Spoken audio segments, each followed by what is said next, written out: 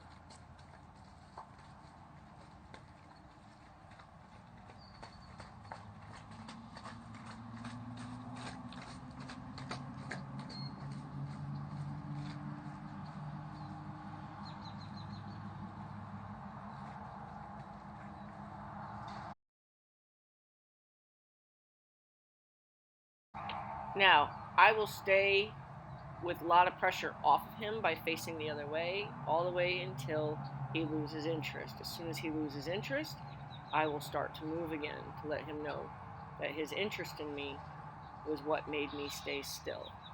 Now, as he looks away, I'm going to start pushing on him a little bit more, see, and then as soon as he looks at me again, I pause. I'm trying to explain to him that as long as he stays interested in me, I will stay still. And by my staying still, I'll allow his curiosity to build. So, especially if he moves away, I'm going to push on him a little bit harder. But if he were to suddenly stop and look at me, I'll stop and turn away.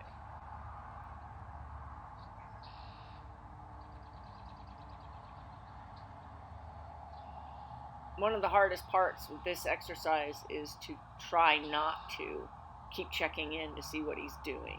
Because the more I look at him, especially a horse that is terrified of people, the more I give him the pressure to want to be away from me. So I try to look down, I try to give out a peripheral vision and see if I can't just get an idea of what he's doing so I know when to move, because as soon as he takes his interest away is when I'm going to want to move. But as long as he stays focused on me, like there, I should move. And once his focus returns, then I turn my back again. If he were to lose interest in me again, whether it's a distraction or just plain old tired of looking at me, I would go back into motion.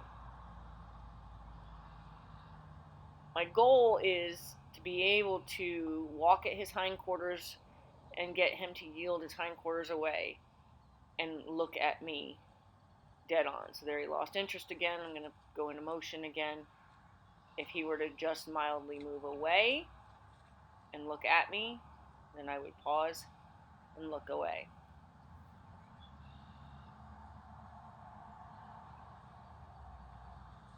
And that was the goal. I was right there. I was trying to get the hindquarters to move. So now I'm going to probably put more pressure and seeing if I can get those hindquarters to move regardless of his losing interest.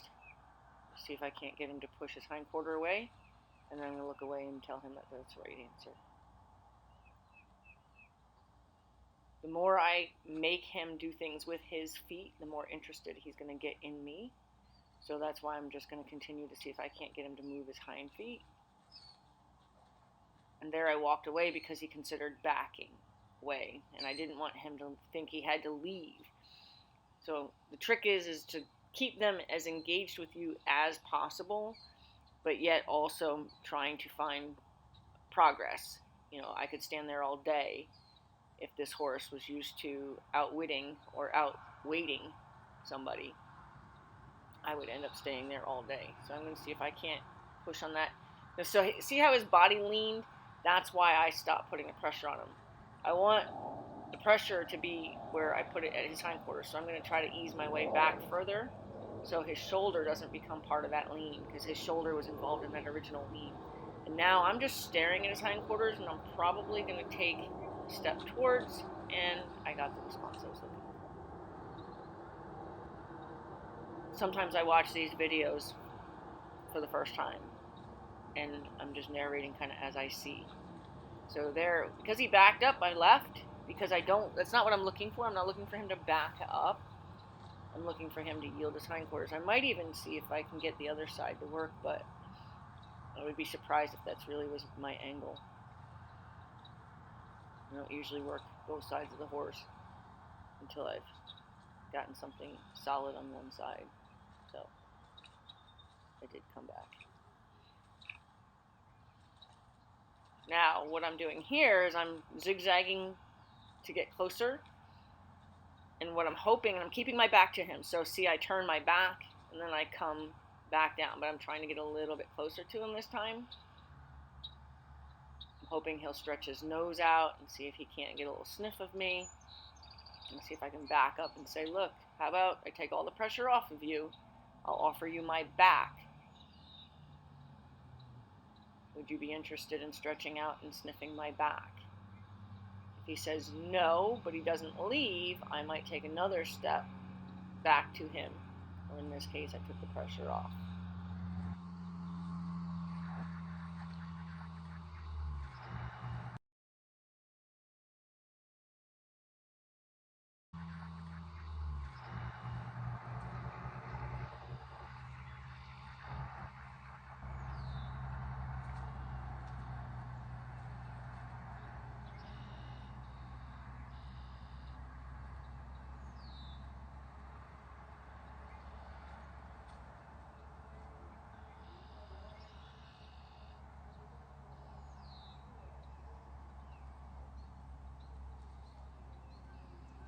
So now we have our first contact. The worst thing I could do right now is try to catch him, or even try to pet him. The best thing I could do is walk away and blow his mind that I wasn't actually making any effort to catch him. I was just trying to make contact with him. I was just trying to engage. So see how I take the step back? What I'm trying to do is I'm just trying to get in his space without any of the front of me, because the front of me is full of pressure. The front of me is full of energy that he can't try to determine what it is at this time. So he's better off having my back approach him. And this way there's a little bit less for him to try to figure out. So I'm going to turn and put my back to him, back up, stop at him, back up, put my hand out, and offer him an opportunity to look. I'm not wiggling my fingers. I'm not doing anything to try to engage him. All I'm doing is giving him the offering of my hand.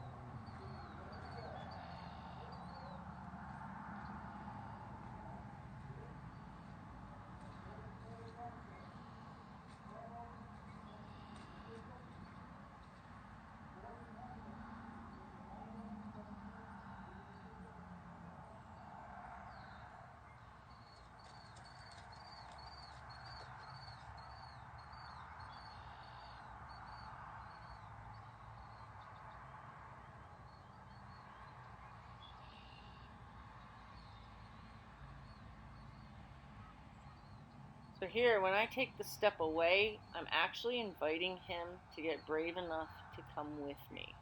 I'm asking him now, as I've gotten out of his reach, to have his curiosity teach him that he can come to me. He can come and check me out. So I'm offering him the opportunity to walk to me by getting just out of his reach.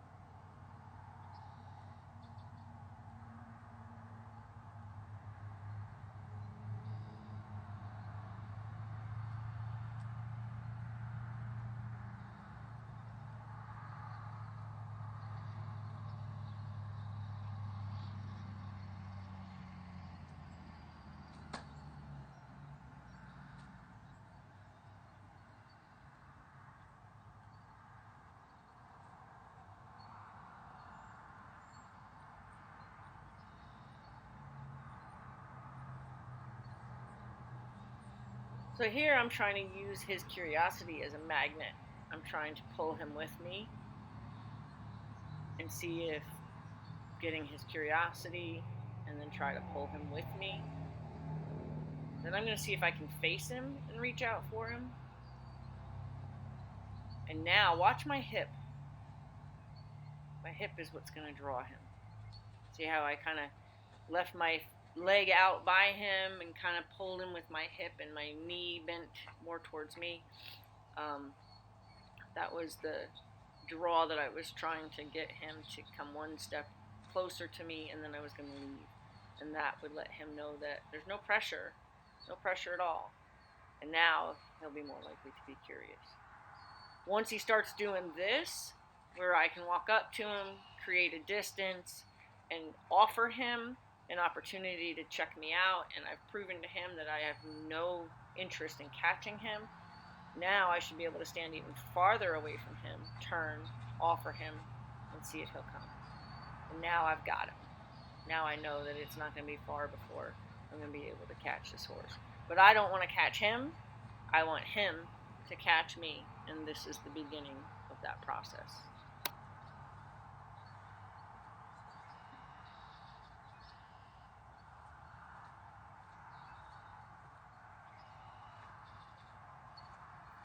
Okay, so the next thing I'm going to do is I'm going to go on an angle from his shoulder. And the intention there is to get him to actually move his front feet towards me. So I've already asked him to hind yield, and now I'm working with his front feet. But I'm also doing this all to try to make it his idea.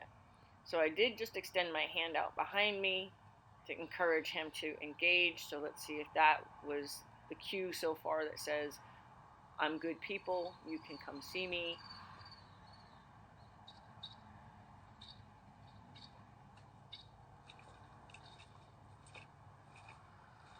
The chewing, I don't think that has anything to do with me.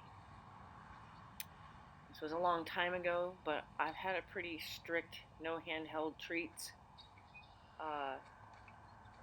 for most of my horse career, so I'm not really sure if he just has something going on in his mouth, or if I did break my own rules and give him a treat.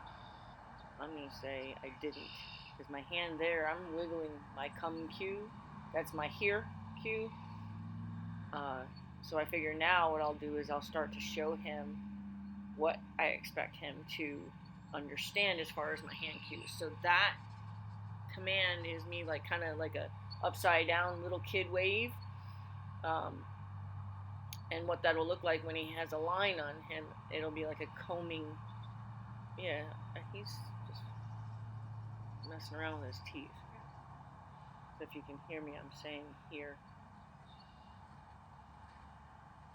And let's see if we can get him. Oh, now I'm going to even attempt to engage with him. That's pretty cool.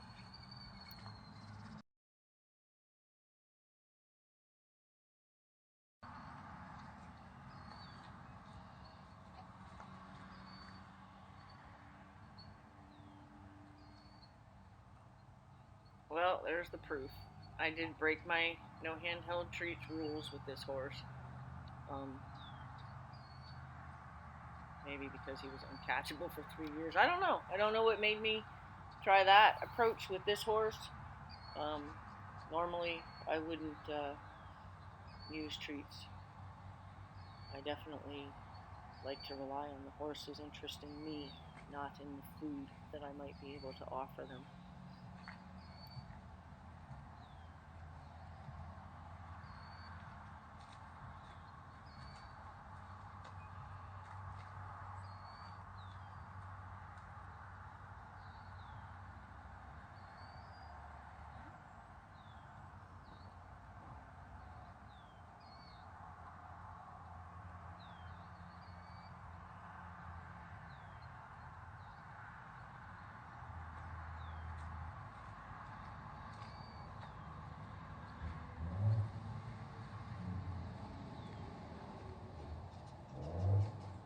So now I'm going to offer him another cue. I'm going to offer him a long distance cue, verbal. So I'm going to add the whistle, which is something I will use when they're out in the paddocks. And I use the word here.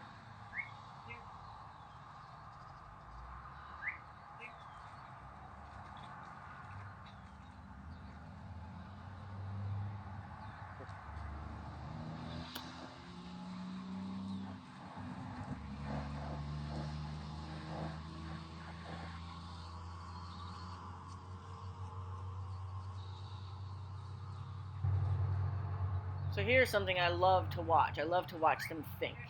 So now I called to him to come to me. He's going to look right to see if there's any reason he should come. He's going to look left to see if there's any reason he should come.